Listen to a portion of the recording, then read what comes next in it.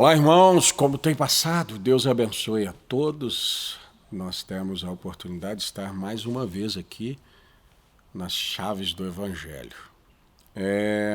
Como eu prometi no último vídeo, eu gostaria que nós voltássemos mais uma vez em Carta de São Paulo aos Romanos, capítulo 8, versos 29 e 30. Quem sabe poderíamos até ao 39, mas eu fico me cuidando aqui para que os vídeos não fiquem tão extensos, né? Embora o vídeo seja bom, que você pode parar, fazer o que precisa fazer, voltar e assistir novamente. Mas esses dois versos aqui, nós terminamos o vídeo passado com eles. Porque os que dantes conheceu, também os predestinou para serem conforme a imagem de seu Filho. Jesus nos conheceu dantes. Quando é que foi esse antes aqui? Antes do princípio, antes de você nascer, antes de fundar o mundo. Você vai se lembrar que Deus, numa conversa com Jó, ele pergunta assim: Jó, onde é que você estava quando eu fundava a terra? E a estrela da alva cantava e os filhos de Deus rejubilavam. Então, Deus mostra uma reunião de seres chamados filhos de Deus antes dele fundar a terra. Essa é a primeira base que nós temos. Deus já tinha, tanto em si como em uma dimensão, os seus filhos. Ele viu esses filhos. Ele predestinou a vida desses filhos para que eles fossem todos iguais a Jesus. Só que Jesus, quando nasce, ele é o unigênito. Ele é tanto o primeiro como o único dessa forma. Ele foi o unigênito de Deus. Ele foi o primeiro que nasceu de uma forma diferente de todos os outros.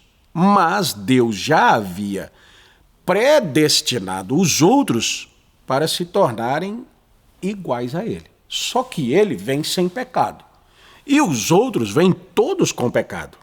Pelo nascimento, pelas famílias, pelo lugar onde nasce, pelo país, por tudo que é humano, nós viemos em pecado. Davi chegou a dizer que vinha ao mundo falando em mentira e em pecado me concebeu minha mãe. Então, todos nós viemos dessa linhagem. Mas a nossa predestinação nos leva a chegar a ser tal como o Senhor Jesus Cristo. Então, uma coisa acontece no meio da nossa história. Nós encontramos a palavra de Deus e essa palavra nos permite e obriga a um novo nascimento. E esse novo nascimento, ele vem pela palavra. Pelo ouvir da palavra, nós nos transformamos em novas pessoas, tais como aos Romanos, capítulo 2, transformai-vos pela renovação do vosso entendimento. A palavra muda a nossa vida. E você é uma pessoa, eu sou uma pessoa completamente diferente do que eu fui antes de Jesus na minha vida. Alguém diria: eu sei que o senhor nasceu na igreja. Nascer na igreja não tem nenhuma influência. Nascer em Cristo é a influência. Né? Porque nasce um bebê, eu tenho um neto de 3 meses e é uma maravilha, não tem pecado, não tem nada. Que coisa gloriosa se ele ficasse daquele jeito. Ele não vai ficar daquele jeito. Ele vai precisar de uma experiência pessoal com o Senhor Jesus Cristo, assim como eu precisei. Não é? Então, ele nos dá a oportunidade do novo nascimento. O novo nascimento, ele acontece pela palavra. Quando ele acontece pela palavra, aí nós entramos no mesmo canal de Jesus, porque Jesus nasce de Maria, pela palavra de Deus, o Espírito Santo fez sombra sobre ela, então ele é unigênito.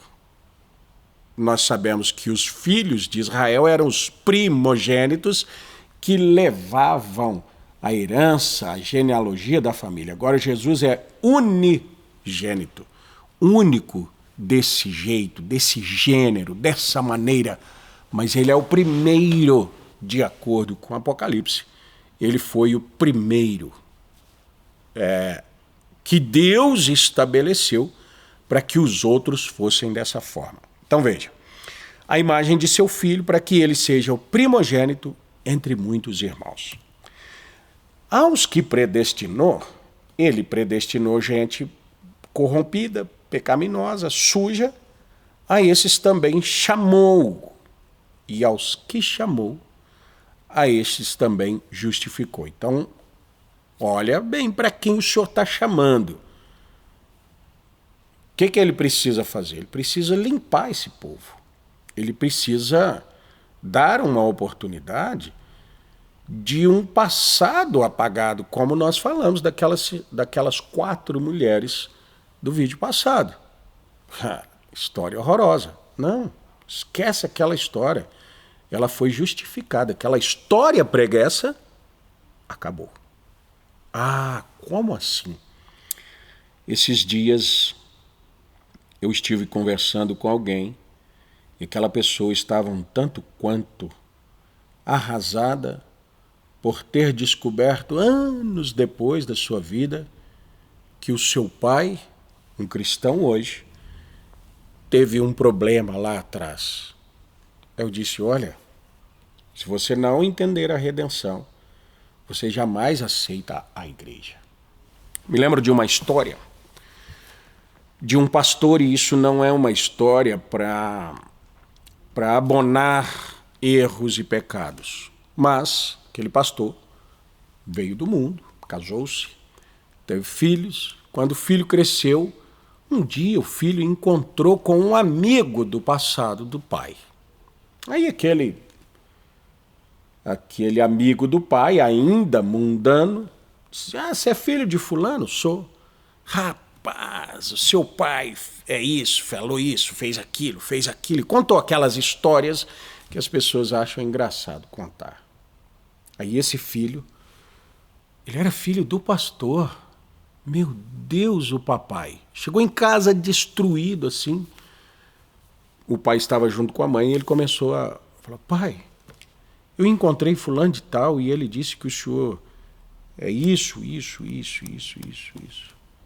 Aí aquele pastor olhou para o filho assim, com toda a honestidade do seu coração, e disse assim, não, meu filho, papai não fez isso não. Aí a esposa olhou assim, porque ela sabia quem era aquele homem, olhou para ele assim, e ele disse assim, filho, fica tranquilo, nada disso é verdade. Aí o filho saiu para lá aliviado, em paz, assim. Logo veio a cobrança daquela esposa. E ela disse, querido, que coisa é essa? O que você falou? Ele falou, querida, aquele homem que fez aquelas coisas morreu. Eu sou uma nova criatura em Cristo Jesus. Ora, irmão, entender isso com equilíbrio, não levando para eu tenho a chave do mar de esquecimento, faço qualquer coisa que eu quiser, abro e jogo lá. Não, mas levando para tudo que eu arrependi e confessei sob a base do sangue de Jesus Cristo, esses pecados foram desintegrados. Meu Deus, que maravilha, que equilíbrio é esse, que redenção é essa? Essa é a verdadeira redenção. Ora, irmão, se Deus tem suficiente recurso para desintegrar os seus pecados, os meus pecados, Deus não tem recurso para cuidar de mim nesse mundo? Deus depende de um país estar com a sua economia bem, para seus filhos viverem bem? Então Deus tinha que ter um povo só num país. Deus largou essa coisa de nação lá atrás. Lá em João Batista, João anunciou uma nova dispensação. Deus largou ali e o Senhor Jesus Cristo veio para os que eram seus e os seus não o receberam. Mas a todos quantos creram no seu nome, de qual país, não importa de qual país, deu-lhes o poder de serem chamados filhos de Deus. Então veja, Deus tem filhos em países comunistas? Tem. Deus tem filhos em países islâmicos? Tem. Deus teria algum filho no Afeganistão? Sim. Deus tem filhos em países capitalistas? Tem. Deus tem filhos em socialistas? Tem. Deus tem... Não importa países. Agora, quem cuida deles? Deus. Entende por que eu quis trazer isso aqui para nós? Para que nós pudéssemos descansar em Deus, fora de governos, fora dessa anarquia que está a nossa nação. E há quanto tempo? Eu queria que você me acompanhasse aqui, vou fazer essa leitura um pouco mais na íntegra, mas é claro que nós não queremos perder aquilo que Deus nos permite comentar, né? Mas na mensagem Adoção, confronto de Efésios com Josué, no parágrafo 102, o profeta Irmão Brana diz assim: agora, quando nós fomos chamados para sermos servos de Deus? E aí ele vai falar a respeito do pastor do Tabernáculo Brana, que é o irmão Neville. Ele disse: quando Orman Neville foi chamado para ser um servo de Deus? Oh, que coisa! Isso me deixa tonto. Vou lhes dizer algo. Vamos pegar algumas escrituras. Eu quero que... E aí ele pediu para um irmão lá pegar 1 Pedro capítulo 1, verso 20. E aí disse para o outro irmão: pegue Apocalipse capítulo 17, verso 8. E eu vou ver Apocalipse capítulo 13. Agora, ouçamos aqui. Você deseja saber quando Deus te chamou para ser um cristão? Eu gosto disto. Isto é, não só de pão viverá o homem, mas através de toda a palavra que procede da boca de Deus. Você se lembra que no vídeo passado eu disse que nós tomamos o mês de dezembro para agradecer a Deus, e não agradecemos a Deus por nada, de pão, de casa, de trabalho, de nada, mas pela palavra dele, pelas promessas contidas na palavra. Por isso nós entendemos que vale a pena tirar um mês inteiro para agradecer a Deus, para meditar no que Deus fez. Então olha aqui, o profeta disse assim: isso que eu vou ler agora é exatamente não só de pão viverá o homem, mas de toda a palavra que sai da boca de Deus. Eu gosto disso. Amém? Correto. Aí aquele primeiro irmão, ele diz, leia então aí 1 Pedro, capítulo 1, verso 19 e 20. A leitura é: mas com o precioso sangue de Cristo, como de um cordeiro, imaculado e incontaminado, o qual, na verdade, em outro tempo foi conhecido, ainda antes da fundação do mundo. Mas espera aí, Jesus morreu? Ele teve que nascer de Maria. Como é que ele pôde ser morto antes da fundação do mundo?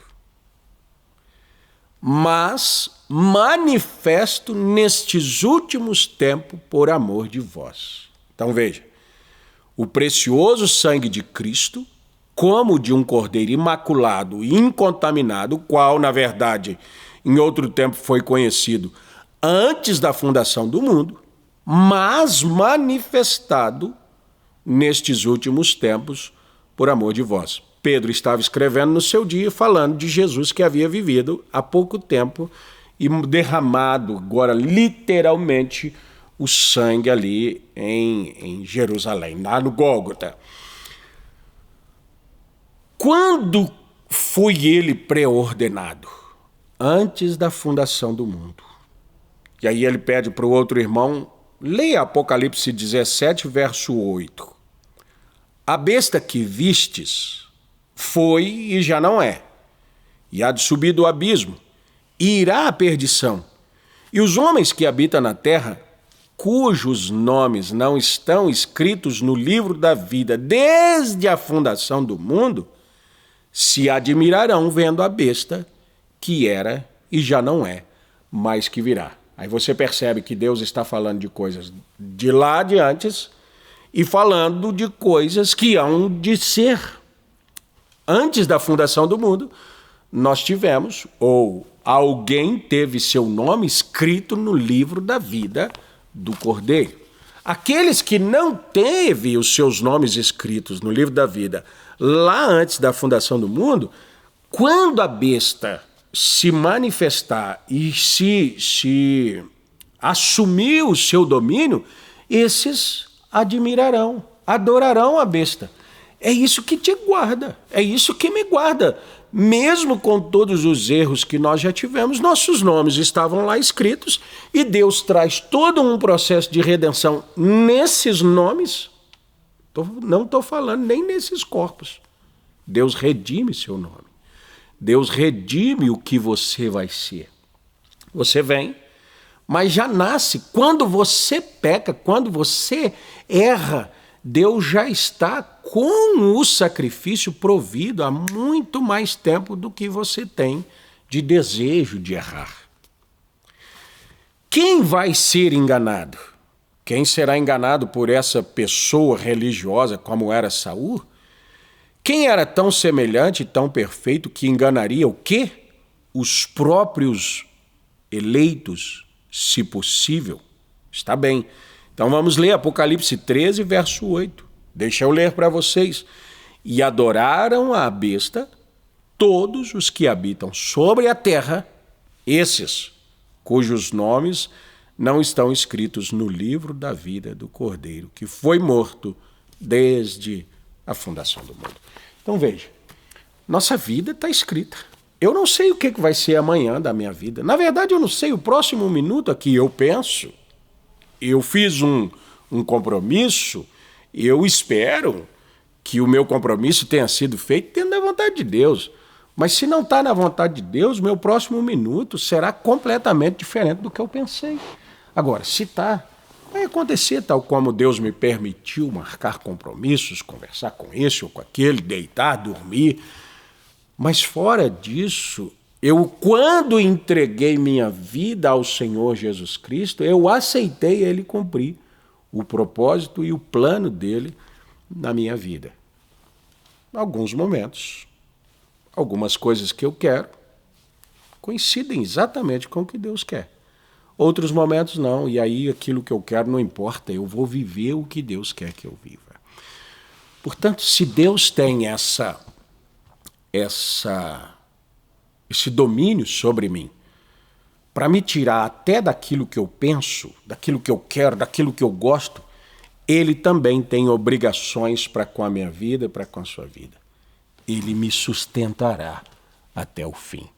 Ele te sustentará até o fim. Se não é momento, não há enfermidade nenhuma que te tire desse mundo. Se for o momento de você ir embora, não há remédios e médicos e tratamentos que te mantenham aqui. Você simplesmente desliga e se vai. Governos, problemas, eventos, não, nada disso atormenta um verdadeiro filho de Deus. Como eu disse, pode ser que a gente não conclua um assunto, mas nós podemos deixar aqui muito material para você meditar e a sua meditação te trazer tranquilidade e paz. Deus te abençoe, no nome do Senhor Jesus Cristo, e até nosso próximo vídeo, se Deus quiser.